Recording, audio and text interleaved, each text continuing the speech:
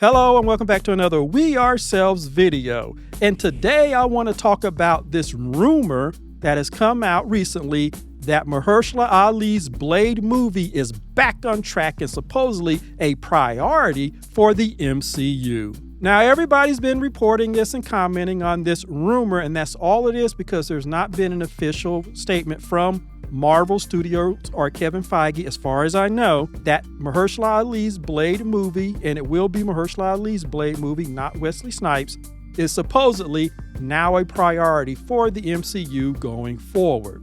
And I just have to say really quickly about these people that come out with these rumors and how we treat them like they're actually reported fact, and how we justify by always saying, well, these people have been mostly right with their guesses and their rumors before because they're an insider. And I just love how we just gravitate towards these things, including me, because I'm doing a video about it. So I guess I'm part of the crowd. But I just always find that interesting. But anyway, the reason that I want to talk about this today is because I was listening to the Dre Mack show, and shout out to him. I listen to his show on a regular basis. And he had two guests on there who had participated in a Twitter space, or I guess X space. And they were talking about this very thing, the rumor, and also the whole thing around the production hell that pertained to Blade. And both of the people on there, the one who ran the Twitter space and another one who participated, they mentioned that there was supposedly an exec or a producer from Marvel who participated. And in there, this producer or executive dropped this little hint that it was Mahershala Ali that had held up the production. And as soon as I heard that, I called bull on that. It wasn't Mahershala Ali who held up the production because we had Kevin Feige himself come out and say that they needed to get the script right. And so, again, I think this guy was just trying to throw shade on Mahershala Ali, move the blame for this away from Marvel, because we have been eating this thing up in the social media and on YouTube by analyzing and asking pointed questions of why this movie has not happened. And so they send in this person into this Twitter space to drop that little line that it was Mahershala Ali's fault. And I'm calling bull not only because Kevin Feige himself came out and said that he needed to see a good script, but at one point in the production process, and I was going to do a video on this comparing the production hell and the stall on Mahershala Ali's versus what was going on with Deadpool and Wolverine, which was happening at the same time, and how it was accelerated, but his was ground to a halt.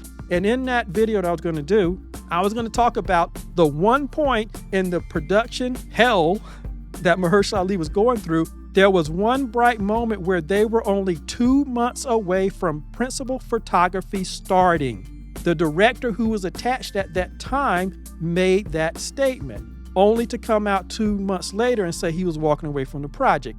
They were 2 months away. They had built sets already, and Bo DeMayo, who was called in afterwards to write his version, the infamous version that had the movie focusing in on Blade's daughter, and he was relegated to a secondary character, he acknowledged that they already had sets built. But yet he was brought in to write a totally different script, which means that all the money and time that they had put into developing this version of the story was now gone. It was now lost. But my point is, it was Marvel. It was Kevin Feige who stepped in and they stopped the production. And after that point, the Mahershala Ali Blade never got that close to actually going into actual production.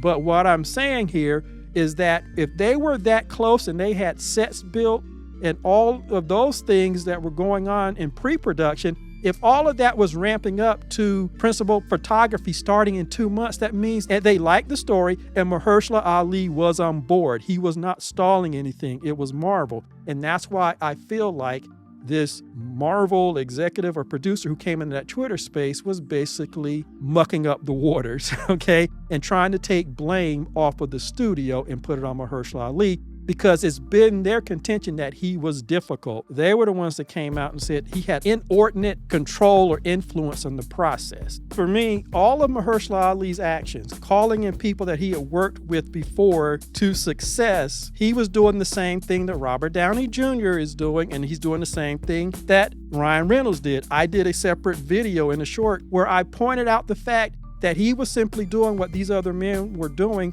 to make sure that their film and their production was successful, but yet he was called inordinate by the Hollywood Reporter and say that he had inordinate influence, and they chose that word on purpose, and I broke that word down in that video showing what they really thought of him.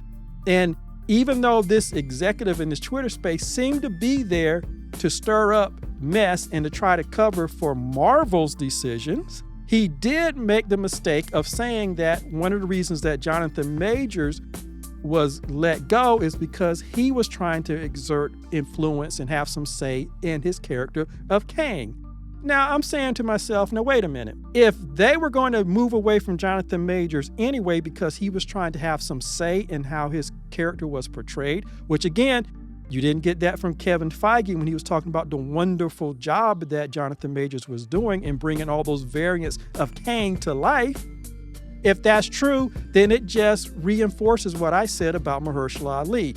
The problem was they didn't like him having that much control. And again, I said it in that video and I'll have it linked. He was not supposed to have the wherewithal to pick up the phone and call people and try to get around the production hurdle that Marvel itself was putting in front of him. And I think it's important because when I mentioned that and I compared him to what Robert Downey Jr. did and what Ryan Reynolds did with Deadpool, I mentioned that in the article, they say other actors had unusual influence. They only saved the word inordinate for Mahershala Ali, but they didn't mention any other actor by name in that article, and they sure as hell didn't say that they had inordinate power. You haven't seen an article that said that about Robert Downey Jr. or Ryan Reynolds. But this executive in that Twitter space mentions Robert Downey Jr., and it makes me wonder if he saw the video or he saw how people were starting to talk about this, and so they decided to throw that name in there. But it's bull. But the last thing that I wanted to say about this is the supposed rumor says that in order to make Blade a priority, they had to sacrifice another production. And guess what that production is? Armor Wars.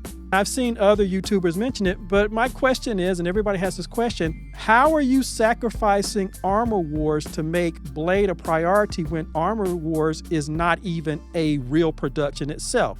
Don Cheadle is over it.